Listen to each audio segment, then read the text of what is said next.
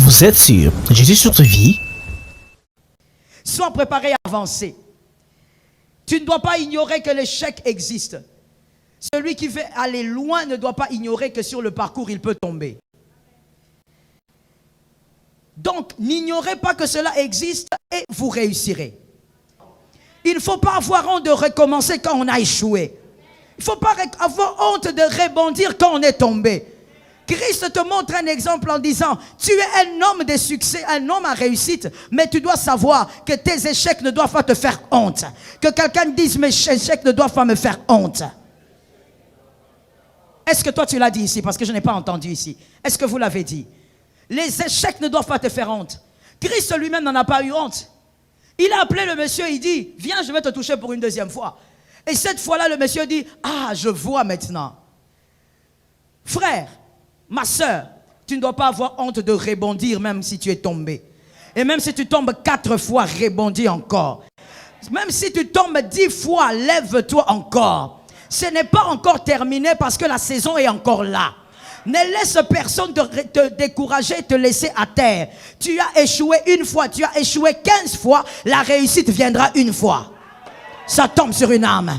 Tu as échoué 40 fois, la réussite viendra une fois. Dis à ton frère, tu réussiras. Non, sois un peu plus rapide que ça. Dis à ton frère, tu réussiras. Dis à un autre, sois courageux, tu réussiras. Jésus lui-même a démontré que je suis Dieu, mais je n'ai pas eu honte de toucher. Toi, tu es humain. Tu as honte de recommencer. Pourquoi? À cause de l'entourage, à cause de la famille. Ces personnes ne sont que des personnes comme toi. Recommence et tu réussiras gravement. Le succès sera entendu dans ta maison. N'aie pas honte de recommencer. Il y a quelque chose aussi qu'un champion doit comprendre ce matin. Un homme de réussite n'a pas honte de dire « j'ai échoué ». Un homme appelé à la grandeur n'a pas honte de dire, là j'ai fait des mauvais calculs, j'ai échoué. C'est une vie normale pour les champions. Mais les hommes d'échec, les hommes qui ne font rien, les hommes qui sont incapables de réussir, eux ils ont honte de l'échec. Parce que les hommes échecs, je les appelle comme ça, les hommes échecs pensent que quand on échoue, c'est qu'on est un échec. Mais les champions savent que échouer ne veut pas dire qu'on est un échec. Échouer veut simplement dire que j'ai fait des mauvais calculs, mais ça peut toujours marcher. Je peux toujours changer des calculs. Dis à un voisin, on peut toujours changer des calculs. Jésus n'a pas eu honte de ça. Je dis à quelqu'un, ne rate pas le mois de février à cause de ça. Ne rate pas à cause des regards des gens. Ne rate pas à cause des regards de membres de ta famille. Concentre-toi sur la force qui est en toi. Concentre-toi sur le Saint-Esprit. Rebondis au même endroit, ça va marcher. Je dis à quelqu'un, rentre au même endroit et saute encore. Ah, ça tombe sur toi, c'est gratuit. Rentre encore et saute encore. Saute plus haut, ça va marcher. D'ailleurs, des fois, il faut échouer une fois pour bien rebondir. Pour bien faire les calculs exacts. Est-ce que quelqu'un entend? Tu ne dois pas avoir honte de recommencer. Tu ne dois pas avoir honte de reconnaître que tu as échoué. Ce n'est pas une honte, c'est une qualité. Cela démontre que ta tête fonctionne, tu réfléchis. Celui qui ne réfléchit pas, il aura honte de tout. Et d'ailleurs, pourquoi as-tu honte de recommencer? Ta vie ne dépend pas des hommes. Ça tombe dans la maison de qui? Ta vie ne dépend pas des hommes. Ta vie dépend de Dieu. Christ n'a pas eu honte de recommencer, recommence. Et il l'a fait pour toi, je te le dis. Ce n'était pas pour lui, ce n'était pas parce qu'il était faible. Ce n'était pas parce que Christ pouvait rater un miracle. Il ne peut pas rater un miracle. Il l'a fait pour que toi tu saches que tu ne dois pas avoir honte de recommencer. Qui que tu sois. Pour ne pas échouer, tu dois comprendre ça. Tu dois comprendre que l'échec est une évidence pour un homme de réussite. Que l'Éternel nous fasse grâce. La deuxième chose à intérioriser dans ton âme, le fait que l'échec est l'apanage des hommes qui agissent. Tu dois l'intérioriser, le garder en toi et le dire à tes enfants. Enseigne à tes enfants que celui qui échoue, c'est celui qui agit. Si tu n'agis pas, tu ne peux pas échouer. Si tu ne fais rien, tu ne peux pas échouer. Voilà celui qui ne fait rien, c'est qu'il fait. Parce que celui qui ne fait rien fait quand même quelque chose. Celui qui ne fait rien critique celui qui fait. Celui qui ne fait rien critique les échecs de celui qui fait. Celui qui ne fait rien critique les échecs de celui qui agit. Mais je dis à madame, à mademoiselle, monsieur, si vous échouez, c'est parce que vous faites quelque chose. Alors continuez à faire ce que vous faites. L'Éternel est avec vous. Il y a quelque chose qui se passe dans Matthieu 14, 30. J'aime ta foi de ce matin. Ça me fait plaisir. Que Dieu garde cette foi-là. Matthieu 14, 30. Ce qui se passe dans Matthieu 14, 30, c'est que le fameux Paul, l'apôtre Paul, le grand Paul, la Bible dit, plutôt le fameux Pierre, excusez-moi, le fameux Pierre, l'apôtre Pierre, la Bible dit qu'il marchait sur les eaux et à un moment donné, il a commencé à s'enfoncer. Il a commencé à s'enfoncer. Pourquoi il s'est enfoncé? Parce qu'il marchait sur les eaux. On peut se moquer. Voilà ce que nous disons aujourd'hui. Oh Pierre, quel manque de foi vraiment. Jésus était en face de toi. Pourquoi tu as commencé à t'enfoncer? Frère, toi tu critiques Pierre, lui il a marché, toi tu n'as pas marché. C'est ce que nous vivons tous les jours. C'est ce que tu vis tous les jours. Celui qui te critique, il n'a pas marché, c'est toi qui as marché. Mais tout ce que lui voit, c'est comment tu as pu t'enfoncer. Un grand garçon comme toi. Mais il ne voit pas le fait que tu as fait ce que lui n'a jamais fait. Tu as marché sur les eaux. Lui n'a jamais marché sur les eaux. Le critiqueur, vous savez, il y a des critiques constructives, c'est bien. Mais il y a des critiques, bien aimés, qui sortent des personnes que vous ne devez même pas écouter. Ce sont des distractions. Il te critique parce que tu es en train de t'enfoncer, alors que lui n'a jamais fait d'effort pour marcher sur les eaux. Lorsqu'une personne te critique, mon frère, des fois, au lieu de t'agiter, de te plaindre, regarde d'abord qui parle. Que quelqu'un dise à son frère, il faut regarder qui parle. Celui qui est en train de te critiquer n'a jamais fait ce que toi tu as commencé de faire. Et ce qui est étrange, c'est que tu te mets même à pleurer. Tu te mets à te plaindre.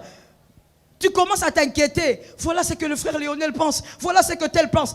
Est-ce que celui qui te critique a déjà fourni les efforts que toi tu fournis?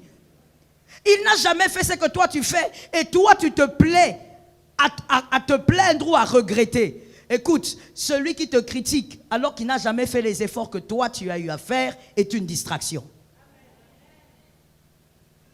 Alors ne te laisse pas distraire. Parce que celui qui se laisse distraire, c'est celui qui n'a rien à faire. Or toi tu agis.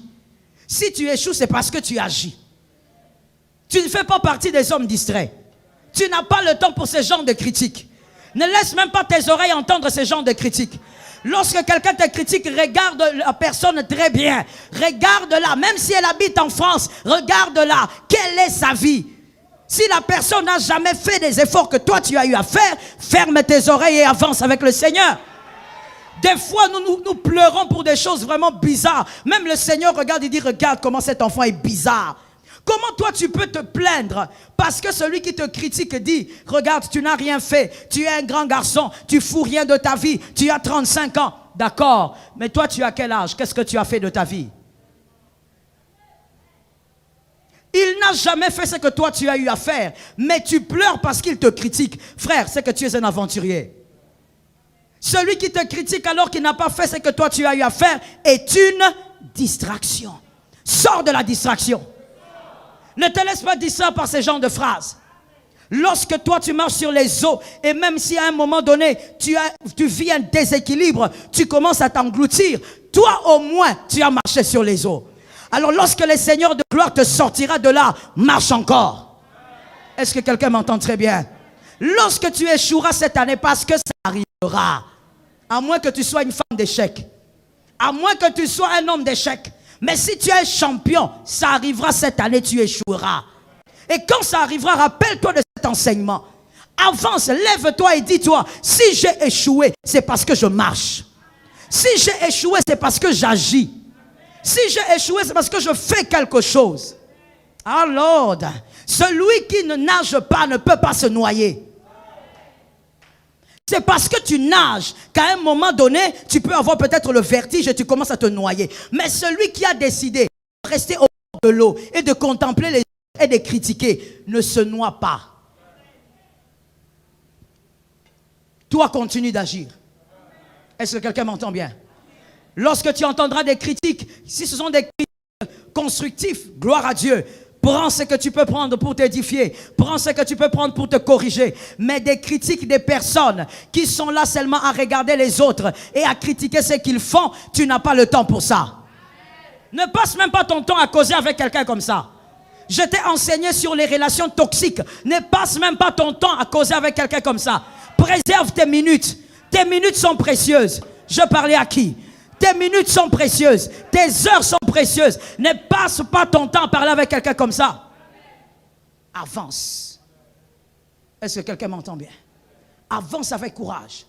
Et dis-toi, moi j'agis, voilà pourquoi j'échoue. Moi je fais quelque chose, voilà pourquoi j'ai raté de comprendre une chose. Voilà pourquoi j'ai bronché. Parce que moi j'agis. Que le Seigneur te soutienne. Refuse de t'arrêter à cause d'un échec. Très souvent, les chrétiens, nous ne nous préparons pas à l'échec. Voilà pourquoi nous sommes très souvent déstabilisés. Quand une petite chose arrive, tout de suite, nous perdons la foi. Et des fois même, nous attribuons ça très vite aux démons. Parce qu'on se dit, non, non, non, non, moi je ne peux pas échouer. Oh mon frère, l'échec fait partie du kit de la réussite. Ah oui, tu ne peux pas réussir sans échouer. Ça doit arriver. Et heureusement que celui qui t'accompagne sera là. C'est comme ça que David peut dire, quand je traverse la vallée, qui est là? Je ne t'entends pas. Qui est là? Il est avec moi. L'Éternel est avec moi. David ne dit pas, je suis au sommet, tout le temps au sommet. Non. David dit, il y a un moment où je vais traverser la vallée. Mais il sera là. Tu dois comprendre cette dimension-là. L'échec est une réalité. Et ce n'est pas diabolique. Il ne faut pas prêcher quelque chose d'incorrect. Ce n'est pas diabolique. Que l'Éternel nous fasse grâce. Que l'Éternel soit béni. Comme je le disais, on n'échoue pas parce qu'on est un échec. On échoue parce qu'on agit. Oh Saint-Esprit. Oh Saint-Esprit. On échoue parce qu'on agit. Des fois même dans nos familles, en grandissant, il y a des gens qui ont eu le malheur d'être avec des parents qui, à chaque fois qu'ils échouaient, c'était la baston. C'était des critiques, des insultes. Comment tu es moins intelligent? Comment tu es incapable? Oh God. Quand on échoue, ce n'est pas parce qu'on est incapable. C'est parce qu'on a été capable de faire quelque chose, mais mal le faire. Ce n'est pas parce qu'on est incapable. Un incapable ne peut pas échouer. Un incapable n'aura rien. Il est dans le néant. Même dans ta façon d'éduquer tes enfants, corrige ça. Est-ce que quelqu'un m'entend? Même dans ta façon de faire grandir tes enfants, corrige cette façon d'éduquer. On n'échoue pas parce qu'on manque d'intelligence. Que l'Éternel nous aide. On n'échoue pas parce qu'on manque d'intelligence. Tu n'échoueras pas parce que tu manques d'intelligence. Mais si tu as échoué, c'est parce que tu as été assez intelligent pour agir. C'est à cause de ton intelligence qui t'a amené à l'acte, qui t'a amené à agir, qui t'a amené à travailler que tu as échoué. L'échec, je veux vraiment que tu retiennes ça comme ça. L'échec est simplement un mauvais calcul. Il faut retenir ça comme ça. L'échec est un mauvais calcul. On a fait un mauvais calcul. On a mal analysé les choses. C'est tout. Mais on n'échoue pas parce qu'on est moins intelligent. Il y a des gens qui se sont refroidis comme ça pour toute leur vie. J'ai vu des femmes intelligentes qui étaient aussi ambitieuses, avaient des projets de vie. Mais après un échec, un seul, c'était fini. Cette femme est redevenue madame, mademoiselle, tout le monde. Toute son intelligence est en elle. Et personne ne peut imaginer qu'en cette femme, il y a autant d'intelligence. Mais pourquoi elle est devenue madame tout le monde? Parce qu'elle se dit, si je n'ai pas été capable de faire ça, c'est que vraiment je ne suis rien. Mais pourquoi ça arrive, bien-aimés? Généralement, c'est à cause de ce que nous avons reçu, à cause de nos présupposés, à cause de ce que nous avons reçu quand nous étions enfants. L'éducation communiquée. On a tellement répété que tu étais incapable. Quand tu deviens adulte, tu essayes une fois, ça ne marche pas. Tu dis voilà, mon père avait finalement raison. Ma mère avait finalement raison. Mes frères avaient raison. Je suis vraiment incapable. Comment je n'ai pas pu avoir ce travail? Je dis à quelqu'un, tu peux toi-même te reprogrammer. Ça tombe sur moi. Tu peux toi-même te reprogrammer. Quand on est adulte, on peut se reprogrammer. Que la parole de Dieu de ce matin te reprogramme. Dis à ton frère, sois reprogrammé. Tu es trop lent. Dis à ton frère, sois reprogrammé. Tu peux toi-même te reprogrammer. On te l'a dit quand tu étais enfant, mais quand tu grandis, et même quand tu rates 4 embauches, tu dis, je suis toujours intelligent. Et si j'ai raté ces 4 embauches, c'est parce que je suis allé chercher du travail. Et chercher du travail, c'est de l'intelligence. Ça va marcher même à la 5e fois. Tu peux toi-même te reprogrammer. Ne laisse pas les phrases de l'enfance t'influencer aujourd'hui. Ah, que quelqu'un dit c'est dépassé ça. J'aime de ce côté, il y a la foi. Que quelqu'un dise c'est dépassé ça. C'est dépassé de te laisser influencer par les phrases qu'on te disait quand tu étais bébé, quand tu étais enfant, quand tu étais adolescent. C'est dépassé. Même si tout le monde t'a dit que tu étais moins intelligent, toi-même tu sais que tu es intelligent. Dis-toi que tu es. Je vais te l'expliquer. Simplement, calcul simple. 1 plus 1 égale 2. Écoute, tu es converti oui ou non? Tu as compris que le péché est une sottise, oui ou non? Tu as compris que le ciel est une grande valeur, oui ou non? Tu as compris que c'est l'essentiel, oui ou non? Tu es intelligent. C'est ça même la haute intelligence. De comprendre que cette vie va s'arrêter. Il y a une autre vie après celle-ci. Hier, on était en train de m'envoyer une photo d'un gamin, il a à peine 24 ans, et il est mort. Je regardais, je dis, ah, la vie. Bien aimé, c'est une intelligence que de savoir, cette vie n'est pas tout ce qu'il y a. Et tu peux partir à n'importe quel moment. Choisir Jésus est une grande intelligence. Si tu as été intelligent pour choisir Jésus, c'est que tu es intelligent, mon frère. Reprogramme-toi toi-même. Commence la reprogrammation. Que personne ne te convainc que parce que tu auras échoué 15 fois, je dis bien 15 fois cette année, c'est que tu es un échec ou que tu es moins intelligent. Tu es intelligent. Et ça finit toujours par marcher.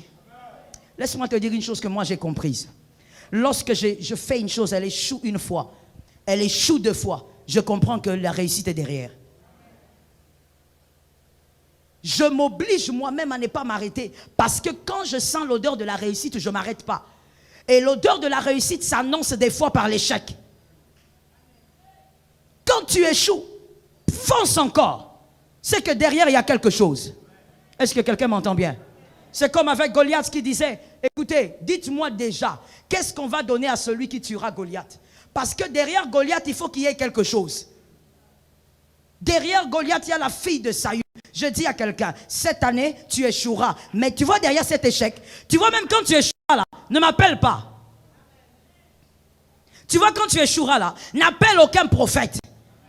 Parce que derrière cet échec-là, il y a la réussite. Tout ce que tu dois faire, c'est foncer avec la foi. Je dis à quelqu'un, reprogramme-toi. Reprogramme-toi. Et même s'il arrive que l'échec te fasse pleurer, frère, ça c'est pas un problème. Tu peux aller là-bas, tu pleures, tu vas là-bas, tu pleures avec ta femme. Pleurer n'est pas un programme, le regret, normal. Mais après tout ça, rappelle-toi que tu es un vaillant. Que cette année, on ne te l'a pas donné pour pleurnicher. Ça tombe sur quelqu'un. Cette année, on ne t'a pas donné pour pleurnicher. On t'a donné l'année pour saisir la saison.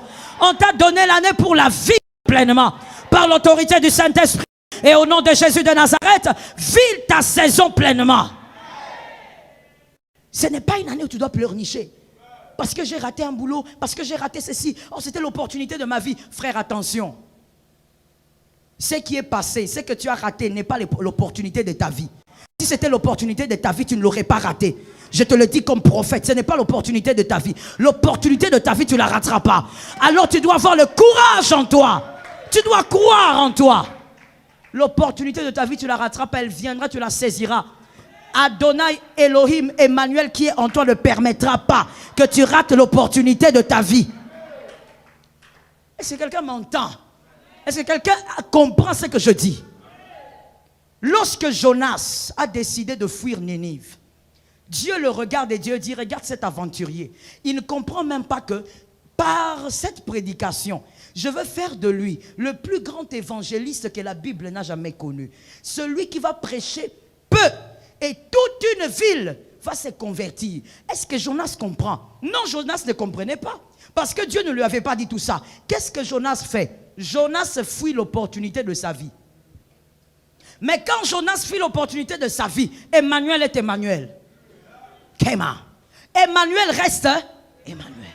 Emmanuel reste Dieu. Emmanuel récupère la situation. Il dit, Jonas, tu as fui. Jonas entre dans la barque.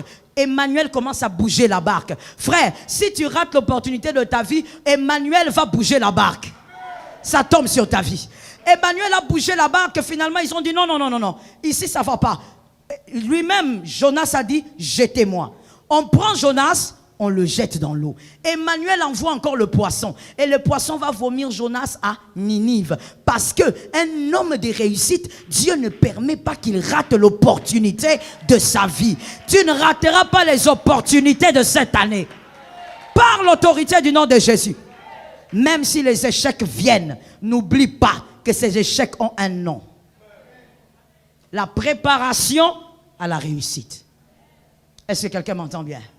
Est-ce que quelqu'un m'a capté? Que l'Éternel soit béni. La troisième chose à intérioriser. Je suis à la troisième, n'est-ce pas? La troisième chose à intérioriser. Le Saint-Esprit, maintenant il s'agit de lui, le Paraclet. Le Saint-Esprit utilise aussi l'échec comme un professeur qui vous apprend l'humilité.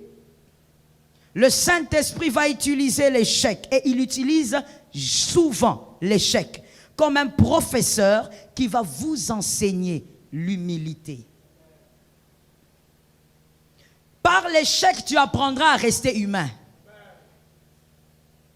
Comme tu es un homme de réussite, comme tu es un homme à succès, si le Saint-Esprit ne t'apprend pas l'humilité, tu vas naviguer dans l'orgueil. Et tu croiras que tout ce que tu es, c'est grâce à ton intelligence. C'est grâce à ta force. Alors le Saint-Esprit permettra que plusieurs fois, tu places ton intelligence. Tu mets ton intelligence en jeu. Mais ton intelligence t'amène quand même à l'échec.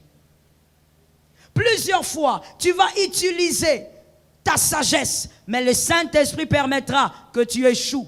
Afin que tu apprennes l'humilité. L'échec est un professeur aussi d'humilité. Par l'échec, tu apprendras à rester homme, à rester humain. Et par l'échec aussi, tu apprendras à respecter les échecs des autres. Lorsque quelqu'un échouera, tu vas trouver un héros, tu ne vas pas trouver un fainéant. Tu ne vas pas le traiter de fainéant, mais tu vas respecter ses efforts. Parce que toi-même, tu auras déjà échoué. L'échec te maintient dans l'humilité. Le Saint-Esprit utilise l'échec pour te maintenir dans l'humilité. Afin que tu saches aussi, vous savez bien aimé, celui qui vient de très bas, que le Seigneur a pris, le Seigneur a utilisé son intelligence, sa force, sa sagesse. Et le Seigneur l'a amené haut. Cette personne-là respecte tout être humain. Qui comprend? Il respecte tout être humain. Même s'il voit en face de lui quelqu'un de très pauvre, un démuni, il aura du respect pour lui. Parce que cet homme sait qu'on peut être un démuni comme ça et monter très haut par la main de l'Éternel. Celui qui vient en bas respecte ceux qui sont en bas. Est-ce que quelqu'un m'entend? Celui qui a vécu des échecs va respecter aussi les hommes qui échouent. Parce qu'il sait que c'est le même chemin qui amène à la gloire. Le chemin qui l'a amené à la gloire est le même que les autres sont en train d'emprunter. Le Saint-Esprit t'apprendra l'humilité. Oh Lord, quand j'y pense. Quand tu fais des choses, ça réussit, ça réussit. Le Saint-Esprit te regarde, attends. À un moment donné, tu dis, ça aussi, ça va marcher. Quand tu essayes comme ça, il frappe. Échec total. Tu dis, Seigneur, où est-ce que j'ai raté? Seigneur, où est-ce que j'ai mal fait les choses? Où est-ce que les calculs ont raté? Tu échoues. Pourquoi? Parce qu'il a décidé que tu devais apprendre l'humilité. Il a senti que tu commençais à monter un peu trop. Tu as cru que c'était par ta force. Bien-aimé, dans le ministère, oh Lord, ça me fait rire parce que ça me fait remonter même des émotions. Au début de mon ministère, le Seigneur m'a amené dans un rythme de beaucoup de jeûnes et de beaucoup de retraites. Mais je faisais beaucoup plus de jeûnes. Je pouvais faire 1 mois, 2 mois. J'étais dans les jeûnes de plusieurs types. Et donc, le Seigneur, par sa grâce, avait permis que certaines choses se fassent. Et moi, je te le dis, je préfère parler de moi au lieu de parler d'un pasteur voisin. Je parle de moi, de ce que moi je maîtrise. Et donc, moi je me disais, c'est à cause de mes jeûnes que certaines choses se faisaient. C'est à cause de mes prières de 14 jours à sec que certaines choses se faisaient. Je voyais avec Dieu des prodiges, pas des miracles, des prodiges. Quelqu'un qui n'a pas, permettez-moi le terme, qui n'a pas de sexe, le sexe apparaît. Après ma prière, le sexe apparaît. Des prodiges, des choses prodigieuses. Pas 2, pas 5, plusieurs. Et donc j'ai commencé à croire que c'était à cause de mes jeûnes. Je disais, ok, pour moi je pensais que c'était 2 plus 2 égale 4. Donc il faut que je fasse ça. Si je fais ça, il y aura ça. Ah, Dieu m'attendait. Ah oui, Dieu va t'apprendre l'humilité. Dieu me regardait, il ne disait rien. Je recevais des prophéties pour les autres. J'ai donné aux autres. Mais à moi-même, Dieu ne me disait pas que petite, tu fais des faux calculs. Non. Il m'a appris dans le tas. Et pendant que je croyais que c'était à cause des prières, des jeûnes, des retraites et tout ça, je me rappelle un jour, je dis bon, j'avais une activité, je dis, comme d'habitude, ce n'était pas nouveau pour moi, je vais donc préparer ça dans le jeûne. Et je me dis, je vais maintenant faire 20 jours. Je vais jeûner. Je me rappelle que mon mari m'a dit que ce n'était pas bon même pour ma santé à l'époque. J'ai dit non, je vais préparer mon activité. Je suis allé jeûner, mon frère. Je ne buvais que de l'eau. Je ne buvais que de l'eau. Je priais. J'étais à la montagne, j'ai laissé mes enfants. 20 jours, j'ai dit, Seigneur, parce que j'étais vu faire des prodiges quand je jeûnais. Voilà comment moi j'ai calculé les choses. Là où il faut voir la grâce, si tu n'as pas échoué pour que le Saint-Esprit t'apprenne l'humilité, là où tu dois dire grâce, toi tu vas dire c'est ma force.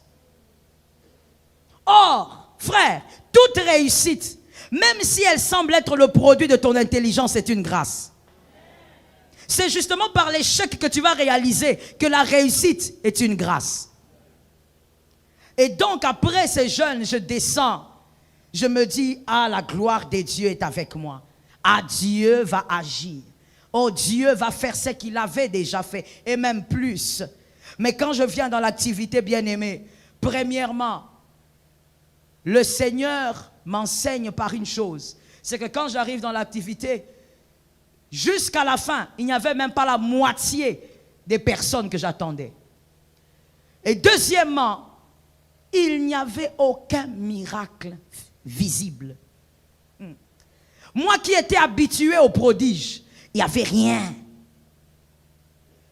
Et après ça, dans mon bureau, je me mets à genoux, je dis, Seigneur, où est-ce que j'ai raté? Où est-ce que j'ai échoué? Qu'est-ce que je n'ai pas compris?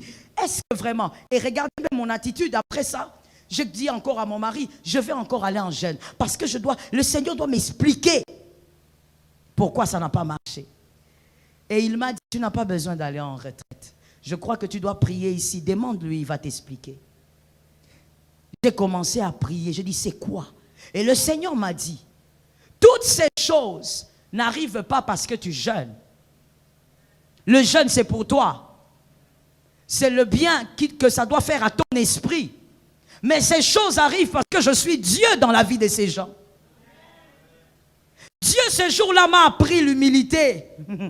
Il m'a appris à comprendre que quand je vais préparer une activité, c'est d'abord pour mon âme et ensuite pour prier pour le peuple de Dieu. Mais ce n'est pas une monnaie d'échange. Je jeûne et puis lui il me donne des prodiges. Dieu te rendra l'humilité.